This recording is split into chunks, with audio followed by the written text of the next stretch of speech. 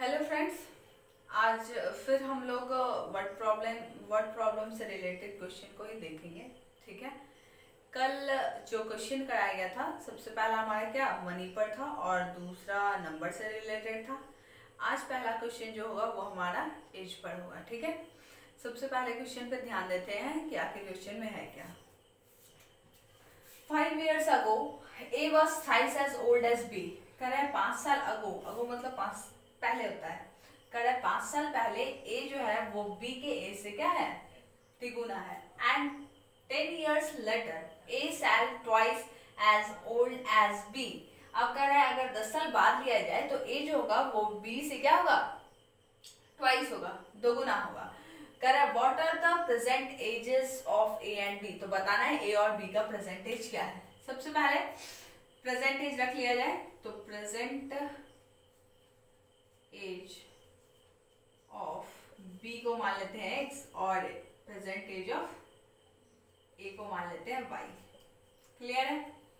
आगे फिर कह रहा है 5 साल पहले, तो यहां लिखेंगे 5 years ago। 5 साल पहले क्या होगा, दोनों में 5 साल क्या होगा, कम हो जाएगा, तो लिखेंगे age of B is equal to X minus 5, then age of A is equal to Y minus 5। Clear है यहाँ तक। उसके बाद कह रहा है 5 साल पहले A was thrice as old as B, यानी कि ए जो है वो बी से क्या है, तिगुना है 5 साल पहले। यानी कि अकॉर्डिंग टू द क्वेश्चन क्या होगा हमारा, जो a होगा यानी कि a का है 5y minus 5 is equal to b से 3 टाइम्स होगा x माइनस 5 से, यानी कि y minus 5 is equal to 3x minus 15। Therefore क्या होगा y minus 3x is equal to minus 15 plus 5, y minus 3x is equal to कितना हो जाएगा, माइनस 10 हो जाएगा। ठीक है, अरेंज कर लिया जाए तो हमारा हो जाएगा क्या, इस पूरे टर्म को उधर लेते चले जाते हैं, हो जाएगा 3x माइनस वाई और इसको इधर लेते आते हैं तो माइनस 10 जो था ये हमारा प्लस 10 हो जाएगा। यानी कि इक्वेशन आया 3x minus Y is equal to 10, equation 1।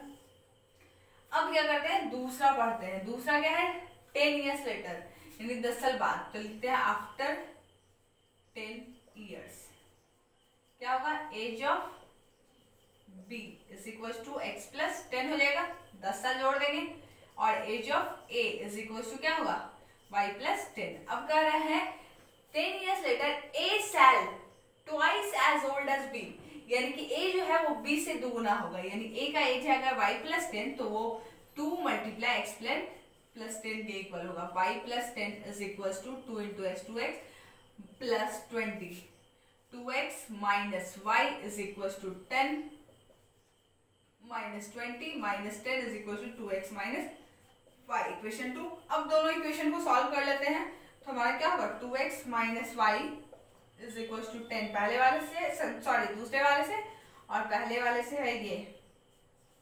ठीक है, ये माइनस में है, ये दोनों का साइन सेम है और वेरिएबल भी सेम है, तो हम आसानी से क्या है इसके साइन को चेंज कर देंगे तो कट जाएगा ये वाला टर्म, इधर हो जाएगा माइनस क्या, minus 3x plus 2x minus x, और ये हो जाएगा minus 10 minus 10 20, x x cancel, यानी x हो गया 20 years।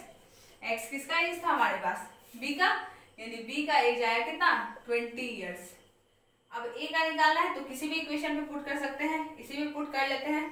क्या है, 3x minus y is equal to 10, 3 multiply 20 minus y is equal to 10, 60 minus y is equal to 10, तो 60 minus 10 is equal to Y, यानी y का एज आया हमारे पास कितना, 50 years, और y किसका था, a का। क्लियर है। यानी कि सबसे पहले हम क्वेश्चन को ध्यान से पढ़ेंगे, आखिर इसमें क्या दिया गया। सबसे पहले हम प्रेजेंट एज को x y जो भी मानना है वो मान लेंगे।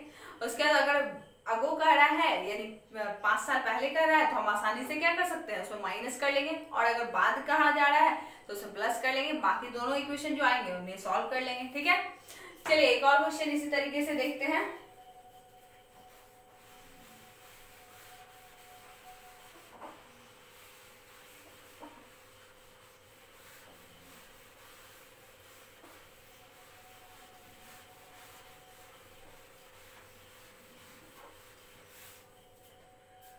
सेकेंड क्वेश्चन है एज पर हमारा। A man's age is 3 times. A man's age is 3 times the sum of the ages. The sum of the ages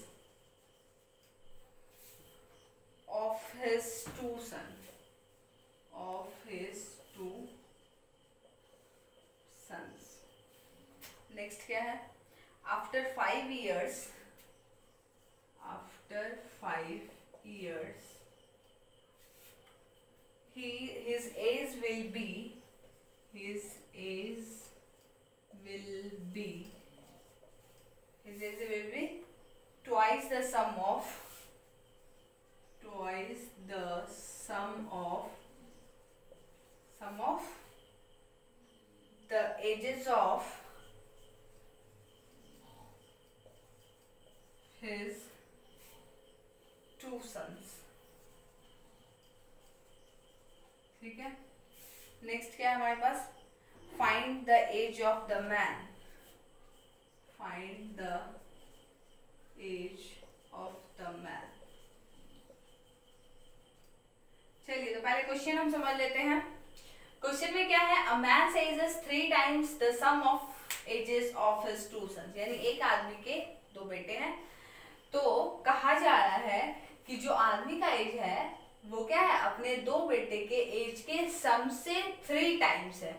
ठीक है, तो दिया गया आफ्टर 5 years, 5 साल बाद, his age will be twice the sum of the ages of two son. यानी 5 साल बाद उस आदमी का जो एज होगा वो क्या होगा? अपने बेटे के एज का सम से कितना? शायद ट्वाइस है. तो बताना है कि find the age of man. सबसे पहले हम क्या करेंगे? एज ऑफ मैन रख लेते हैं x. Present age of man x रख लेते हैं और present age of his son को रख लेते हैं y. Present sum of present age of his sun.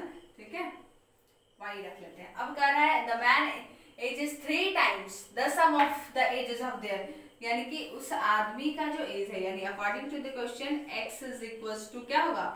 3y होगा. यानी अपने बेटे से तिगुना है.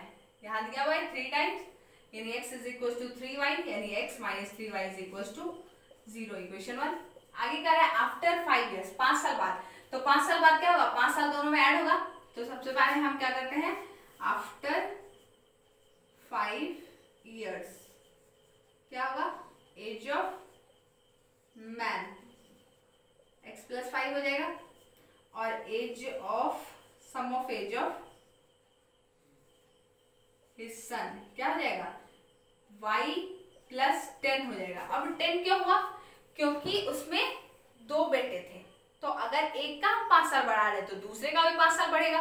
यानी कि एक का 5 बढ़ा है, दूसरे का भी 5 बढ़ा, तो आखिर 10 में उसमें इंक्रीज हुआ. तो कह रहा है 5 साल बाद क्या होता है? His age will be twice age the sum of the age of his son. यानी कि अकॉर्डिंग टू द क्वेश्चन अगर एज 5 साल बाद लिया जाए उस व्यक्ति का उम्र, तो वो अपने बेटे के उम्र से क्या है? ट्वाइस है. तो हो जाएगा x plus 5 is equal to 2y plus 10. x plus 5 is equal to 2 into y 2y plus 2 into 10 20. यानी कि आ जाएगा हमारा क्या? x minus 2y is equal to 20 minus 5. x minus 2y is equal to 15. Equation 2. अब दोनों को हम सॉल्व कर सकते हैं. पहला इक्वेशन था हमारा x minus 3y is equal to 0. दूसरे का था x minus 2y is equal to 15. अब ये x सेम है, आसानी से हम क्या साइन चेंज कर सकते हैं, कट जाएगा. ये वाला term cancel. Minus y is equal to minus 15. Minus minus cancel. y equal to 15. यानी सम ऑफ हिज सन का एज कितना हो जाएगा? 15. और एज ऑफ मैन निकालना है, किसी एक इक्वेशन पे पुट कर लेते हैं. तो x minus 3 is equal to y. x minus 3 y की value 15 is equal to 0. x minus 45 is equal to 0. x minus 45 जो था उधर जाके प्लस 45 हो गया. क्लियर है? चलिए अब कुछ क्वेश्चन कर लेते हैं ज्योमेट्री से related.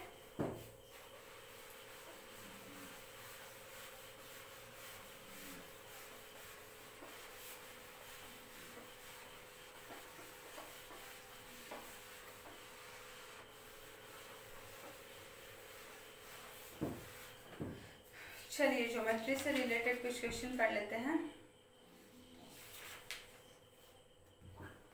Find the 4 angles of cyclic quadrilateral ABCD, यानी एक साइक्लिक क्वाड्रिलेटरल। सबसे पहले लिख लिया जाए साइक्लिक क्वाड्रिलेटरल, जो कि हमारा क्या है ABCD, ठीक है, जिसमें कि हमारा दिया हुआ है एंगल ए है, एंगल ए है क्या 2x - 1 डिग्री। एंगल बी दिया हुआ है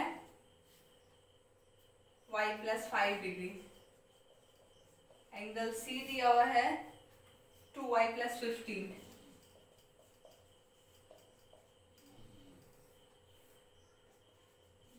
और एंगल डी हमारे पास है 4x - 7,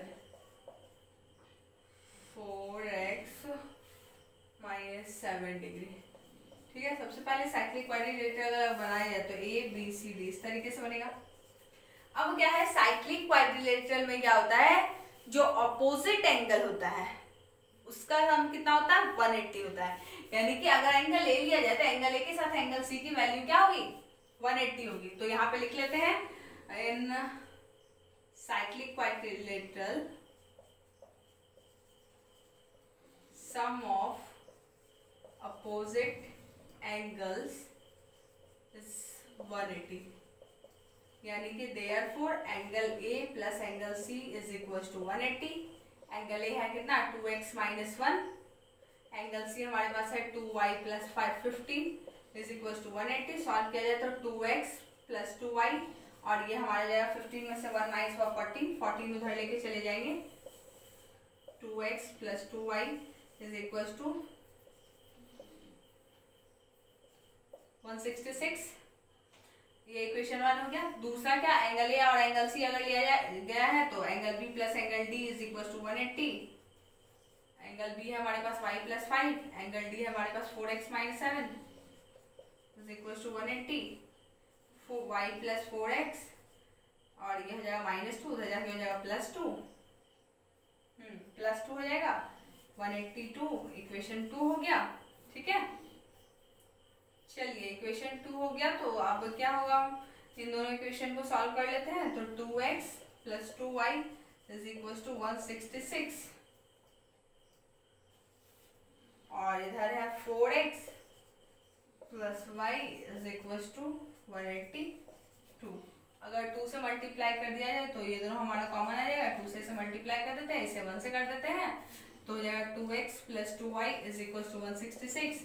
इसे सॉल्व करेंगे तो 4 × 2 = 8x + 2y is equal to 2 × 2 = 4, 8 × 2 = 16, carry 1, ठीक है। साइन चेंज कर लेते हैं, ये वाला term cancel, -6x is equal to minus किया जाए 3 6 4 में से 166 माइनस किया जाए तो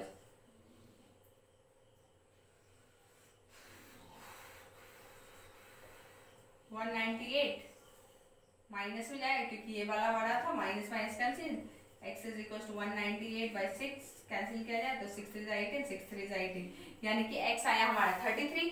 जब x हमारा आ गया तो y भी निकल सकता है।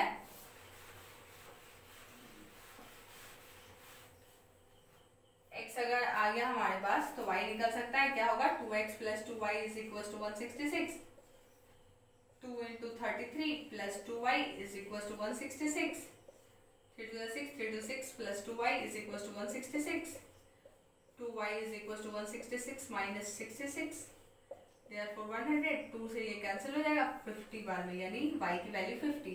अब हम सारे एंगल को निकाल सकते हैं। एंगल ए क्या हो जाएगा 2x - 1 है तो 2 × x की वैल्यू 33 - 1 यानी 66 - 1 यानी कि 65 आ गया। फिर वैसे ही एंगल बी की वैल्यू निकालेंगे। बी हमारा है y + 5, y हमारा है 50, तो 50 + 5 55। क्लियर है। चलिए तो आज 2 टॉपिक पर वर्ड प्रॉब्लम कराया गया है। सबसे पहला जो कराया गया था वो एज पर था, दूसरा ज्योमेट्री पर, ठीक है। आगे अब नेक्स्ट वीडियो में दूसरे टॉपिक को लिया जाएगा। आज के लिए इतना ही।